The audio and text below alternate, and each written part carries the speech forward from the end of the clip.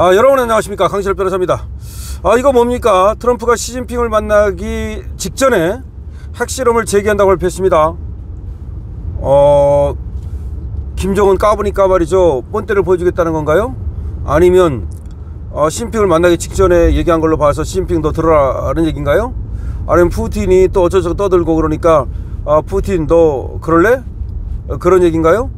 자, 도널드 트럼프 미국 대통령이 오늘 핵무기 실험 재개를 시사했습니다. 미국의 마지막 핵실험은 1992년으로 30년 넘게 핵실험을 안 하고 있습니다.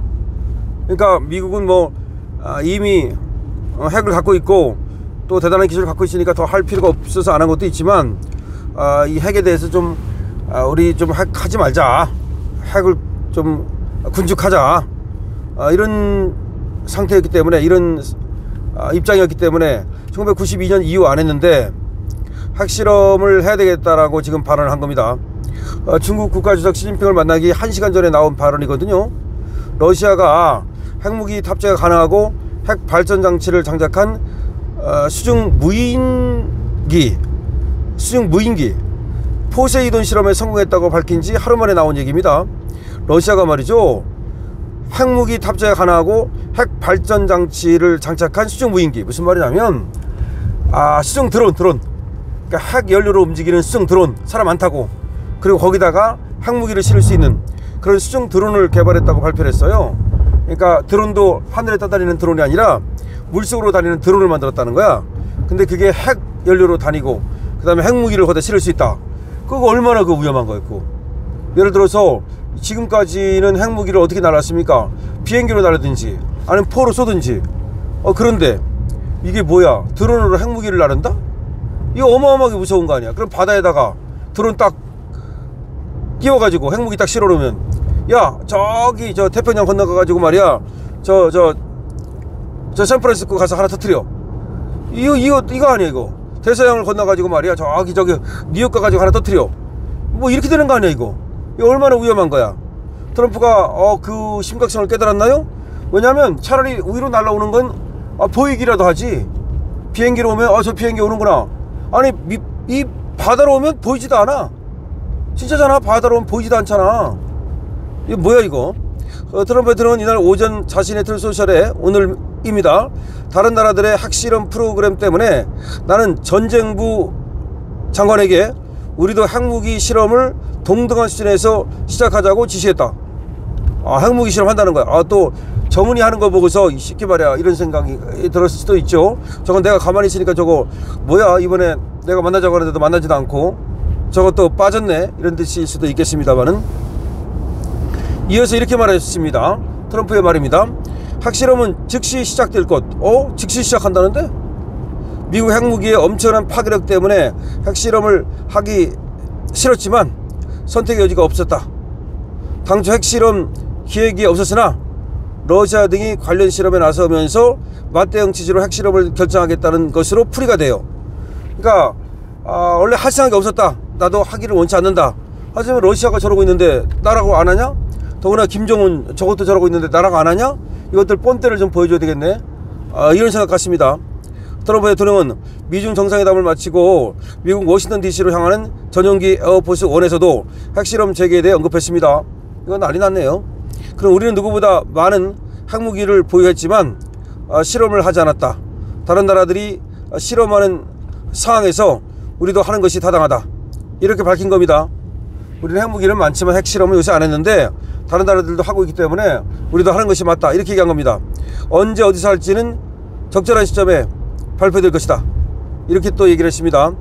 이번 계획이 조만간 이행된다면 미국은 1992년 9월 이후 33년 만에 핵실험을 하는 것이 됩니다. 다만 일각에서 트럼프 대통령의 언급이 핵실험이 탄두에 대한 실험은 아닐 것으로 생각을 하고 있습니다.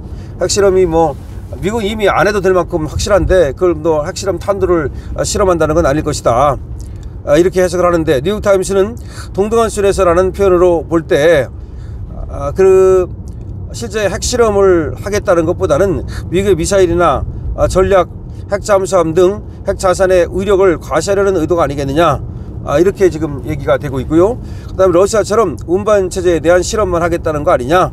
그러니까 핵 탄두 실험을 하겠다는 게 아니라 핵 운반, 그러니까 아까도 말씀드렸듯이 지금 수중 드론을 만들어 가지고 핵을 운반한다면 그럼 우리도 수중 드론을 만들어 가지고 핵을 운반해야 되는 거 아니냐, 뭐 그런 식으로 해석이 된다라는 얘기가 나오고 있습니다. 제가 봐도 그런 뜻이 아닌가 싶어요. 뭐 핵탄두 실험을 할 수도 있겠지만 핵탄두 실험을 다시 해야 될 만큼 뭐 그만큼 필요성이 있는 것은 아니고 충분히 많은 핵무기를 갖고 있고 그리고 과거에 실험한 것만으로도 얼마든지 핵무기를 만들 수 있기 때문에 핵무기를 실험한다 뭐 그런 것보다는 핵무기를 실어 나르는 수중 드론 이런 것들을 실험하겠다는 뜻으로 해석이 됩니다. 어쨌든 간에 뭐 수중 드론을 갖다가 실험을 하고 제작을 하고 하든 아니면 진짜로 핵탄두 실험, 핵실험을 하든 간에 이제 세상은 말이죠. 이게 핵무기를 갖다가 좀 줄이고 군축이죠. 그리고 또 비핵 확산 조약을 통해 가지고서 핵무기 확산을 막고 이런 어떤 그 시스템이 그런 체제가 무너지고 서로 만인 대 만인의 투쟁을 해야 되는 거 아닌가, 만인 대 만인의 투쟁을 하는 거 아닌가, 이런 생각이 듭니다. 그러니까 결국은 세상이 더 위험해지는 거죠. 세상이 더 위험해집니다. 핵무기를 가진 나라가 이미 많지 않습니까? 인도도 갖고 있어요. 파키스탄도 갖고 있고요.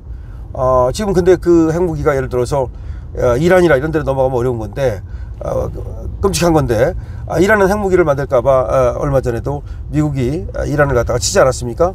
그러니까 결국은 뭐 다른 이유 때문에 이스라엘하고 이란하고 전쟁이 났다고 생각하지만 실질적 안에 들어가 보면 이스라엘은 이란이 핵을 만드는 것을 절대 용납할 생각이 없죠. 이란이 핵을 만드는 순간 이스라엘이 우위가 깨져버리거든요. 지금까지는 이스라엘이 항상 전쟁을 하면 우위에 있어요. 그런데 그 전력 우위, 전력이 더 낫다고요. 그런데 만약에 이란이 핵무기를 만들었다? 그때는 뭐 지금 걔들은 핵 쏘고 들어가는 분들이기 때문에 그때는 함부로 이스라엘도 이란을 공격할 수가 없죠.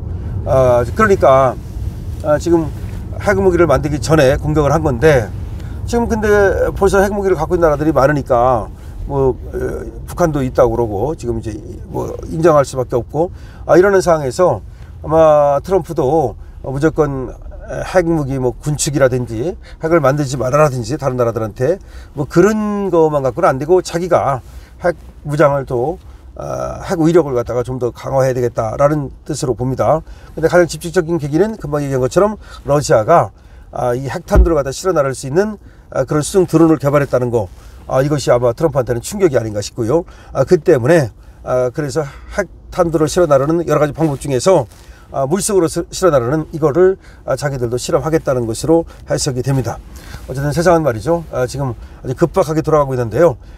이재명이 핵추진 잠수함을 만들겠다라고 한 거는 사실은 뭐 중국을 견제한다면 필요한 것이긴 한데 문제는 그걸 뭐 미국에서 만든다는 것도 그렇고 그 다음에 미국으로 하여금 핵추진 잠수함 같은 것이 우리 서해에 와서 활동을 하든지 해가지고서 중국을 막아달라는 것이 진짜 굉장히 중요한 건데, 외교적으로 우리가 마치 뭐 그걸 만들어가지고 우리 힘으로 우리 바다를 지키겠다, 그러니까 니들은 뭐 없어도 된다, 이런 식의 사고라면 굉장히 위험하죠. 예를 들어서 지금 뭐 하나 만들었다고 칩시다. 하나 만들었다고 쳐. 핵 추진 잠수함을. 그거 한 척 있다 그래서 다 해결이 됩니까? 그러니까 요새는요, 이 방어 개념이 동맹 방어 개념, 같이 연합 방어지, 어느 나라도 자기 혼자 힘으로 자기 나라를 지킬 수가 없어요. 그 정도 되려면 미국밖에 없다니까. 근데 마치 뭐 국방력을 키워야 되겠다, 뭐 국력을 키워야 되겠다, 이따위 소리 하면서 말이죠, 자꾸 트럼프를 긁는 소리를 하는데 아주 그 깐족거리는 특유의 그 깐족거림. 그래서 우리가 그 국력을 키우고 국방력을 키우면 우리 혼자 그럼 중국을 대적할 수 있습니까? 우리가 그러면 북한을 대적할 수 있어요? 무슨 말 하는 거예요 도대체. 북한을 대적하려면 핵 만들 수밖에 없는데 그러면 핵 만들고 싶다는 얘기야?